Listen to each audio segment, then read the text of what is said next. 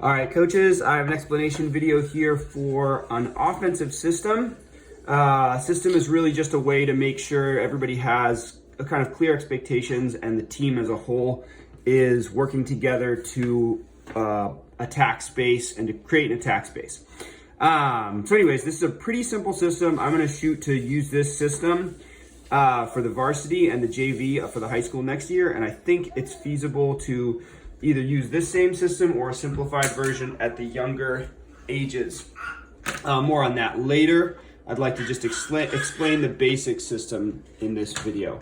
So first off, I want to point out that I've divided the field. We got the 15-meter channels here, sidelines here and here. The field into 3 channels, A channel, B channel, and C channel, and this is simple and arbitrary. It's just the B channel is the center of the field, and the A channel and the C channel are the width on the left and the right, okay?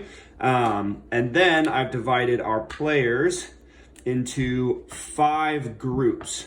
So our first group, we got a forward pod here, a pod of 3, 8, 4, and 1, and a second pod of 3 forwards, 5, 3, and 2. So that's 1, 2, 3, 4, 5, and 8 are the 6 forwards that will play. Their responsibility will be to play in this B channel here and just make pods and crash.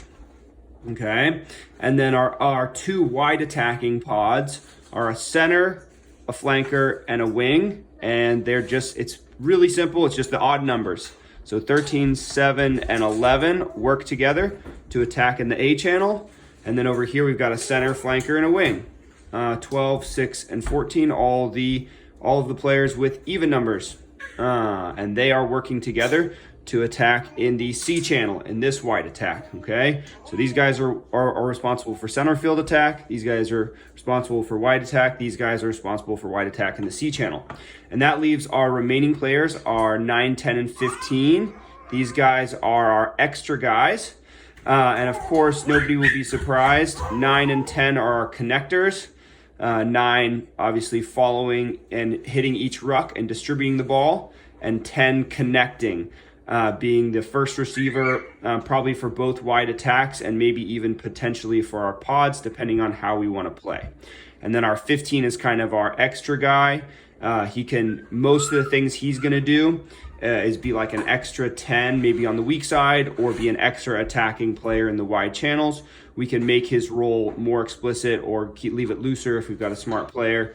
And we can kind of think a little bit more about this guy. But these 4 pods, these 4 groups, and the 9 and 10 are really the key part of the system. And then what we do with the 15 is a little bit extra. Okay, so then I want to show how this maps onto a few obvious shapes. So the first one is, here's a kickoff that is going to be received. So if we've got our 5 groups here, you'll see that these are our groups. Also, if I create these triangles, I've got my 9 right here in the center and back about 8 meters. 10 and 15 are deep and to each side. So they're in the center of the field, and whichever way it's kicked, they can shift side to side to be those kind of crucial link players, first receivers, connectors. I've got my 2 main B channel crash forward pods are grouped as they should be. Here's my triangle, this pod here, and this pod here. They're inside the 15-meter channels and spread out close to the 15. Anything kicked short and narrow is their business to just collect and take care of. And then I've got my 3 wide attack, my wide attack in the A channel. They're already set up here in this channel. They really should just stay on this half of the field at all times, both on offense and on defense. And here's my other wide attack group here. Okay, so wherever the ball is kicked, we would go right into shape. Let's say it gets kicked here. These guys would collect. These guys would shape on the wide attack. The 9 would get to the ruck. The 10 would be first receiver either way he'd like to go. 15 could maybe go out here. These guys shape. These guys shape, and then we're ready to go. And we're gonna follow our basic pattern, which is like wide attack. Well, actually, I'll talk more about that later. So anyways, so here's kickoff reception, and then to see how it maps on to another main shape is here's a scrum. We got a scrum here on the 15-meter channel over here in our C channel, so we've got, you can see here a little bit of a reason for why we made the pods with these numbers. We've got some flexibility here. It doesn't have to be absolutely rote, but in general, this is a good idea because if we've got our 1, 4, 8 right here, it's easier for them to go to this side and be the pod on this half of the B channel, and our 2, 3, 5 similarly. And then also our 6 here, our weak side flanker, our 6.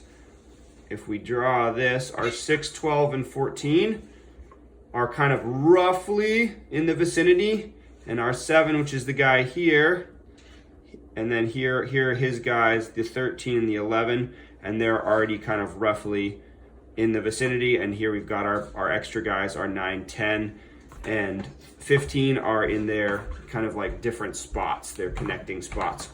Okay, so that's kind of basic shapes of this system, and I'll speak more about pod play here in a second.